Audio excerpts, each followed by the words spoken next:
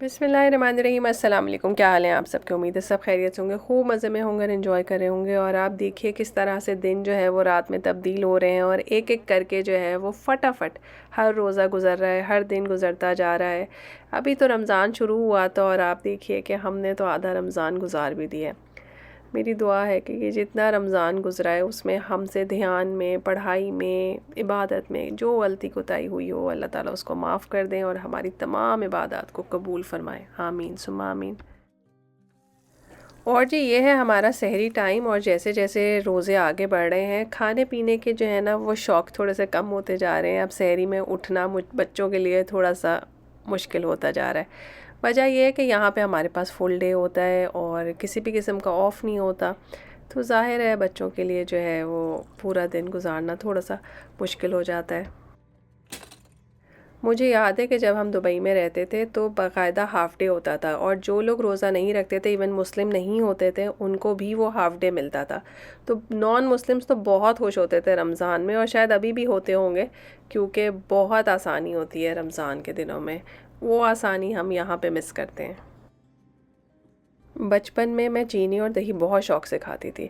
अब बजाय बचपन की तरफ जाने के मुझे लगता है मैं वापस बचपन की तरफ ही जा रही हूँ। आजकल मैं सहरी में बहुत शौक़ से दही और चीनी खाती हूँ। तो किसी ने मुझे कहा था कि आप अपनी सहरी की रूटीन तो बताएं कि क्या होती है। तो बस जी यही होती है, उठे और नाश्ता किया, सहरी की, उसके बाद जो है सहरी ख़त्म होने के बाद बर्तन समेटे, टेबल साफ़ की, और मैं क्या ख़ास रूटीन बता सकती हूँ, यही होता है। इसीलिए मैं रूटीन शेयर करने के बहुत ज़्यादा हक़ में नहीं हूँ, क्योंकि हाँ ज़ाहिर है हमारा घर भी एक बिल्कुल नॉर्मल घर है जैसे कि आप लोगों के घर हैं। सहरी के बाद जो जो काम आप करते होंगे वो ही सारे काम मैं भी करती हूँ। आप लोगों का बहुत बहुत शुक्रिया। बहुत सी चीज़ों का आप मुझे ध्यान दिलवाते हैं जो बिल्कुल मुझे ख़्याल में नहीं होती। किसी ने मुझे कहा था कि इनकी आँखें हैं, तो मैंने उनकी आँखों पे अब पट्टी बांध दी है कस के, ताकि वो किसी को देख ना सकें और आराम से हमारी टेबल पे बैठ भी सकें।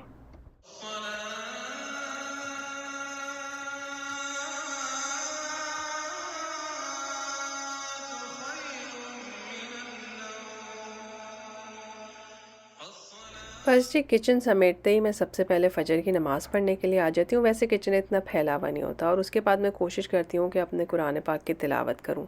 दिखाने का मकसद सिर्फ़ और सिर्फ़ मोटिवेशन है कि अगर आप लोग अभी तक तिलावत की तरफ नहीं राग़िब हुए हैं तो ज़रूर स्टार्ट कर दें, क्योंकि रमज़ान ऑलमोस्ट जाने वाला है।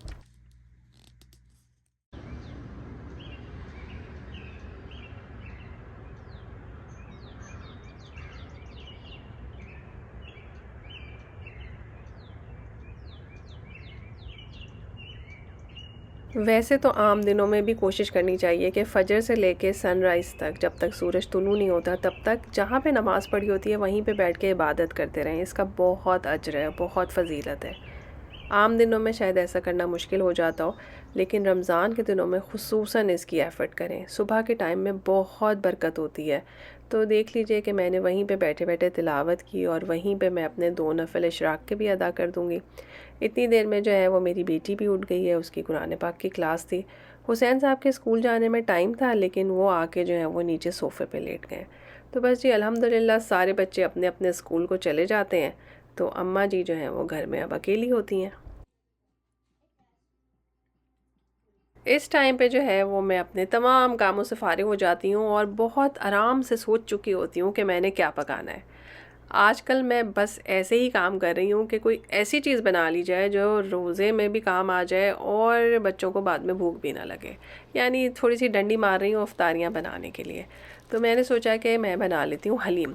अच्छा, हलीम जो है वो गोश्त का बहुत अच्छा बनता है, लेकिन देखिए इमरजेंसी में जो है वो चिकन का हलीम भी ठीक ही बन जाता है। तो बोनलेस चिकन को आपने बहुत अच्छी तरह से ऑयल में अच्छी तरह से भून लेना है। उसके अंदर आप मसाले का पैकेट डाल दीजिए, जिंजर गार्लिक पेस्ट डाल दें।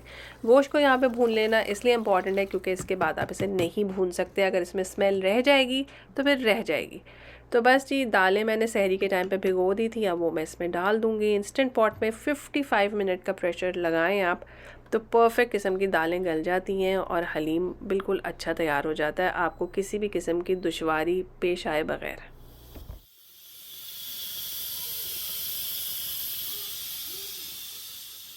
अब देखें कैसे 7 सेकंड में मैंने जो है वो 55 मिनट गुजार दिए हैं। अगर ज़िंदगी में काम इसी तरह से होने लगें कि घंटों में होने वाले काम सेकंडों में हो जाए तो कितना मज़ा आए। पता नहीं आए मज़ा या ना आए, फिर तो बहुत सारा फ़न भी सेकंड्स में निकल जाएगा ना, है ना। नहीं, बस जो चीज़ है जैसी है वो बहुत अच्छी है। बहरहाल यहाँ पे 55 मिनट गुजर गए हैं और इसके बाद जो है मैं चिकन के पीसेस बाहर निकाल लूँगी। दालें आप देख लें बहुत अच्छी तरह से गल गई हैं। अब हमने क्या सीन करना है कि हमने चिकन को जो है वो अलग से निकाल लेना है और इसको किसी भी लकड़ी के चम्मच से, कांटे से, किसी भी चीज़ से जो है वो अच्छी तरह से मैश कर लेना है। अच्छा, चिकन ब्रेस्ट यूज़ करने का फ़ायदा ये होता है कि इसमें रेशे से बन जाते हैं, है ना। वैसे चिकन ब्रेस्ट को पकाओ तो चबाते रहो, लेकिन हलीम में अगर डाल दो तो इसके परफेक्ट रेशे बनते हैं। जो दालें हैं उनको अच्छी तरह से जो है वो मैं ब्लेंड कर लूँगी। वैसे बहुत पतला हलीम मुझे अच्छा भी नहीं लगता, तो समझे कि आधी मैं पीस लूँगी, आधी नहीं पीसूँगी। और फिर जो चिकन हमने इस तरह से श्रेड किया था वो हम हलीम में शामिल कर देंगे। इसको आप अच्छी तरह से पकाएंगे ना, 2-3 उबाले दिलाएं, 15-20 मिनट इसको पकने दें। उसके बाद जब आप इसमें चम्मच फेरेंगे ना तो आपको बिल्कुल बाज़ार वाले रेशे वाली हलीम का लुक नज़र आएगा और आप ख़ुद अपने आप से इम्प्रेस हो जाएंगे कि वाह क्या कमाल किया है मैंने, तो बहुत ही कोई शानदार किस्म की हलीम पका ली है। मगर गेम सारा जो है ना वो श्रेडेड चिकन का है, बस वही आपको रेशे देगा। ठीक है जी। अब इसको मैंने थोड़ी देर पका लिया है। उसके बाद मैंने इसके ऊपर तला हुआ प्याज डाला है और तेल गरम करके ऊपर से डाल दिया। अब ज़ाहिर है तले हुए प्याज को मैं मज़ीद तो नहीं तल सकती थी, वो जल जाएगा। तो तला हुआ प्याज मैंने हलीम पे डाल के और तेज़ गरम करके तेल को अच्छा तेज़ गरम ऊपर से डाल दिया है। तो जी बघार भी तैयार हो गया और हमारा हलीम रेडी है। मैं बहुत खुश थी यहाँ पे। मैंने सोचा था इफ्तार में जो है ना बस हलीम ही सर्व करूँगी। मगर क्या करें जी, फिर मेरी खुद ही नीयत ख़राब हो गई। मैंने कहा है मैं तो इफ्तार में हलीम नहीं खाऊंगी अकेले, मुझे तो कुछ इफ्तारी आइटम भी चाहिए। तो फिर मैंने दाल बॉईल की और मुझे बहुत सारे लोगों ने मैसेज किए थे कि आप इसके अंदर नमक, काली मिर्च, ज़ीरा, लाल मिर्च डाल के लेमन जूस डालें तो भी बहुत मज़े की बनेगी। उस तरह की दाल भी मैंने बहुत दफ़ा ट्राई की है, लेकिन मैंने तो आपको अपने ससुराल की हैदराबादी दाल शेयर की थी।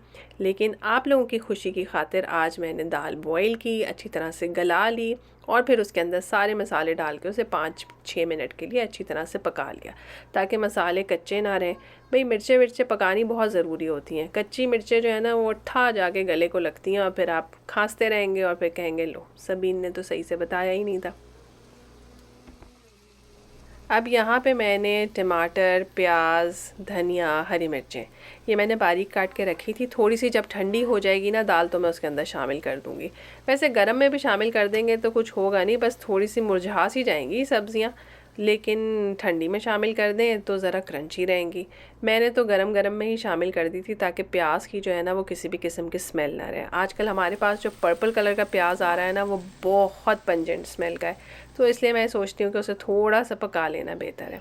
तो बस जी आखिर में मैंने इसके ऊपर डाल दिया है लेमन जूस। चूल्हा मैंने बंद कर दिया है, लेकिन चूँकि यहाँ पे हमारे इलेक्ट्रिक चूल्हे हैं ना तो जब तक उसके ऊपर रखा रहे फ्राइंग पैन तो वो पकता ही रहता है जब तक चूल्हा ठंडा ना हो जाए।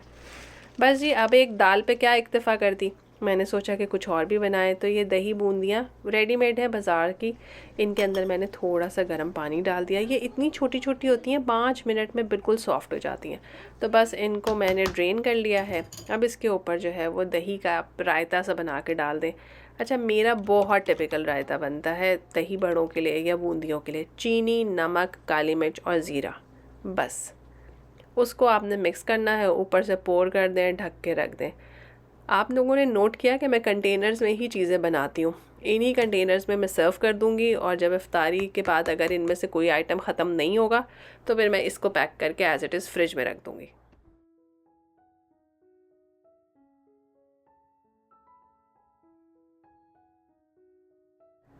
अच्छा, जिस दिन आप सोचें ना कि आपने कोई एक्स्ट्रा काम नहीं करना, कोई समोसे, पकोड़े, रोल फ्राई नहीं करने हैं और बेसिक चीज़ें खाएंगे और हेल्दी काम करेंगे, उस दिन अल्लाह मियाँ की तरफ से जो है ना वो मनो सलवा नाजिल हो जाता है। अब आप देखिए कि हमारे मियाँ साहब आए तो गाड़ी में इतनी ठंड थी कि केले बेचारे बाहर वो भूल गए थे। तो आप इनका हशर देखें क्या हो गया। अंदर से केले बिल्कुल सही हैं मगर ऊपर से स्किन जो है वो ठंड की वजह से ब्लैक हो गई है। तो केले तो लाए और उसके साथ जो है बस देखिए हमारी तो आज ही ईद हो गई। समोसे लेकर आए, आलू वाले समोसे और कीमे वाले समोसे। वैसे तो हमने भी घर में कीमे वाले समोसे बनाए हुए हैं, लेकिन आप लोग समझ सकते हैं ना मेरी फीलिंग्स। गर्मा गर्म बाज़ार के समोसे, वो भी हलाल, वो भी कनाडा में, क्या बात है।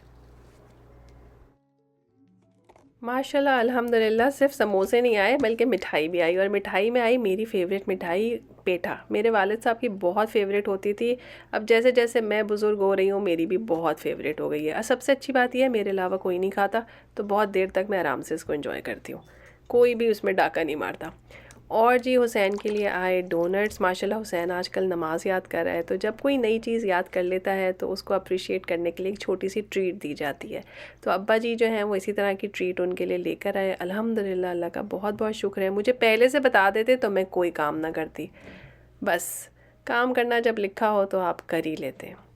यहाँ पे मैं एक बात सोच रही थी कि ये समोसे या मिठाई कितनी मामूली चीज़ें, स्पेशली जब आप पाकिस्तान में होंगे तो आप लोग सोच रहे होंगे कितनी बेवकूफ़ों वाली बातें सबीन कर रही है। लेकिन मैं इस तरह से सोच रही थी कि एक मामूली समोसा हमें कितनी खुशी देता है। और रमज़ान के महीने में हम अपने प्यारों के लिए एफ़र्ट्स कर रहे हैं, इबादतें कर रहे हैं। जब अल्लाह ताला इसका अजर हमें देंगे तो हमें कितनी ढेर खुशी होगी ना, बहुत मज़ा आएगा। मेरी दुआ है अल्लाह ताला हमें हिदायत याफ्ता लोगों में शामिल फ़रमाए। फिर मिलेंगे एक नए मज़ेदार से व्लॉग में, तब तक के लिए अल्लाह हाफ़िज़।